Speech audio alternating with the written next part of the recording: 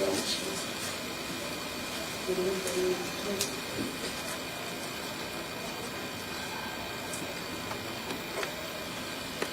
Thank you for the questions. So I'll deal with the question from the SABC and ENCA on the budget as one, and also the Bloomberg question on the approach. So the 12th of March is cast in stone.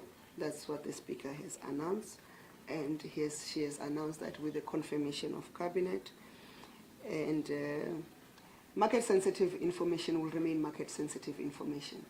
Yes, the budget is the budget of Cabinet, but the responsibility to table that budget, it's that of the Minister of Finance as assigned by the PFMA. As we have indicated, as Cabinet we're engaging, and there's a timeline that we need to comply with, and we are going to comply with to conclude the budget process within the mandate of Cabinet and allow the Minister of Finance to be responsible for the matters that relate to his responsibility as Minister of Finance.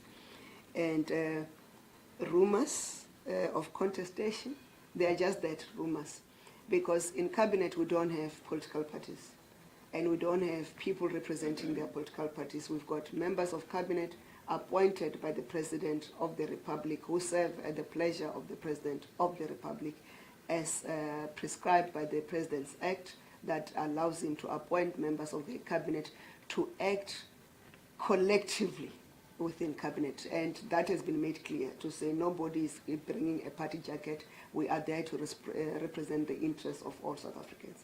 There's a mechanism that has been put in place that we are going, so that you don't have rumors. We are meeting again on there's a special Cabinet on next week Monday, because you like to peddle and create as if it's part of that process to finalize our part as Cabinet and our input as Cabinet, to then allow the Minister of Finance to do his part. So there are no rumors that you peddle, hey, it means there's no agreement, whatever. No, it's part of the process to say, because even when we've discussed, somebody has to go crunch the numbers and come back and say, what does this look like, what does it mean? So don't do peddle rumors. We're going to meet next week, Monday, to finalize our inputs to the Treasury, so that we allow the Minister of Finance and the Treasury team space to do what they're required to do as provided for in the law. And in terms of, is it AfriForum and Solidarity? AfriForum and Solidarity, yes. Yeah, and Solidarity. I don't know why they continue to go and peddle lies, but we're not going to make some people peacetime heroes. If they don't like South Africa so much, if they don't like what the efforts of government to redress the iniquities of the past, why don't they take up President Trump on his offer to resettle in the United States? I think we need to leave it there. So those who don't like what's happening in South Africa, there's an offer, and we must emphasize it's not all Afrikaners, it's not all white people. Is those selectively and then so there's an offer. They must take that offer instead of peddling lies. But we appreciate the support from our media for coming out to clarify that what is being said is lies. It's not in line with the South African Constitution, and the government is at all material times, from the first administration to the seventh administration, acted within the provisions of our Constitution, which is globally is rated as one of the best constitution globally. And we also appreciate the support that has come through from different sectors, the AU, the European Union, to indicate that the lies that are being peddled about South Africa are not true. And South Africa has a responsibility to correct the injustices of the past so that we can build a united, prosperous, and equal South Africa, that all of us, we can call it a home at an equal footing, that my children and my grandchildren can participate equally in the opportunities that your children and grandchildren, Aisha, participates with, and Kali Krill's children and grandchildren participates equally, because of what we, by redressing that.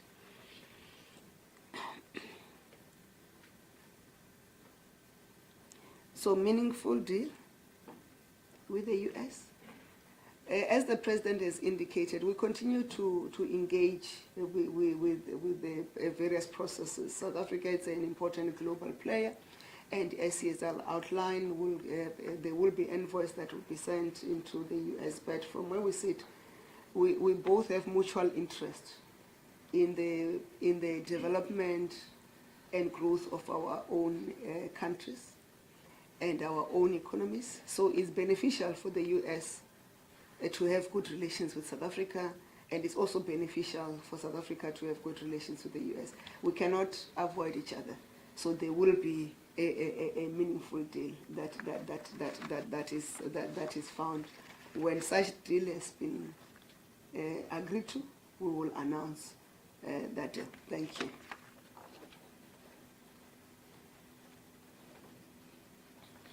Thank you very much, Minister. I think we have close to 6 online questions, or 5. Let me request Nandi to take us through. Good morning, Minister, Ntshavheni, and the members of the media that are here this morning. We have 5 questions, Mr. Barroy. First question comes from Dennis Delport from Ntshavheni 24. Minister, is the President still planning to send a delegation to the US to address the diplomatic crisis? If so, when will they go to the US and who will form part of the delegation? Second question is from Kaya Popo from News 24. The question is, has the Minister been in contact with either the Hawks or NPA regarding the confirmed fraud and corruption investigation into the tenor at the Palabora local municipality? Third question is from Jan Ferba, News 24.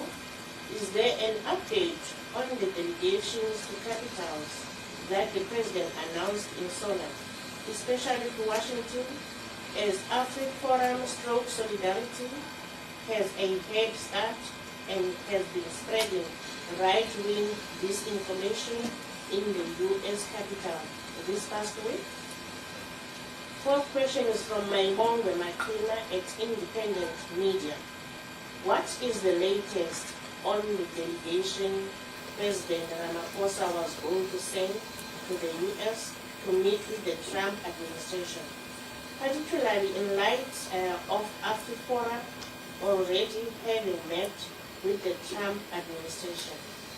And lastly, the question is from Kylie Cohen from News 24, and he asked, can the Minister expand on discussions around the approval of the South African Airways CEO candidate, Mr. John Lamola?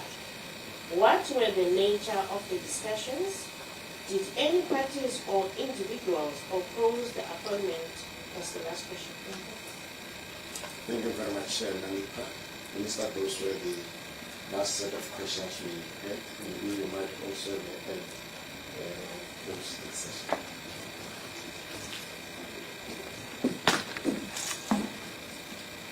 Thank you. Maybe let's start with the Palabora, Hawks, and NPA. I think that question must be directed to them. I'm not the one I can't hear. I don't have a response. So please direct the question to themselves. In terms of the delegation, we have clarified that we are interacting, and also to the other capitals. For instance, we've been meeting with the EU, and the Minister Lamula has been doing great work in meeting with the EU and other capitals and engaging with them. We will announce when the envoys are sent. And we are glad that you continue, not only the media, but South African, call out the misinformation, as I've indicated, that are being said.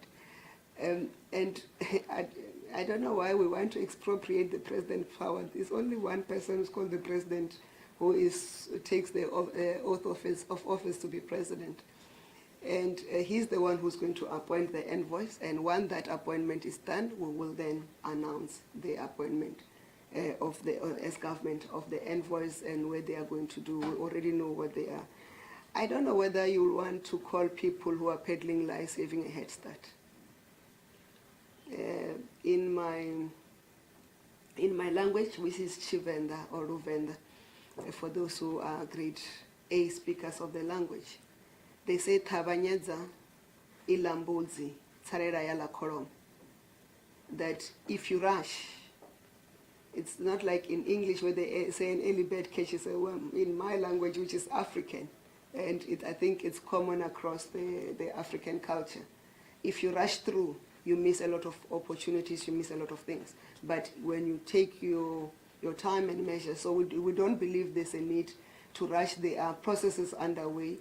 The fact that there are no delegations called that have been announced to say these ones are going wherever, it doesn't mean there's no work that is being done at the background using, remember we've got representation through our embassies and other channels that we engage with the various capitals and so forth. So that work continues to be done. So for us, there's no crisis. Then the other questions were relating to the same issue. And then the question of the appointment of the CEO of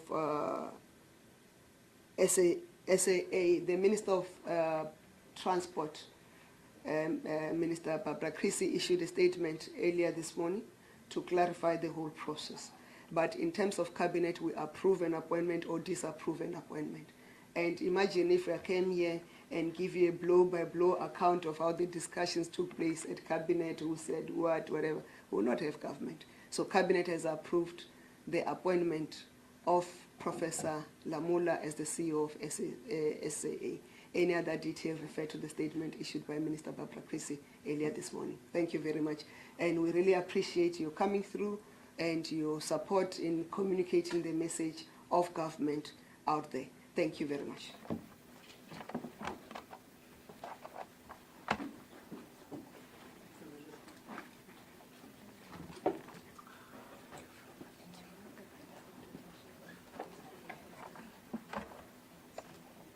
From my side, thank you very much.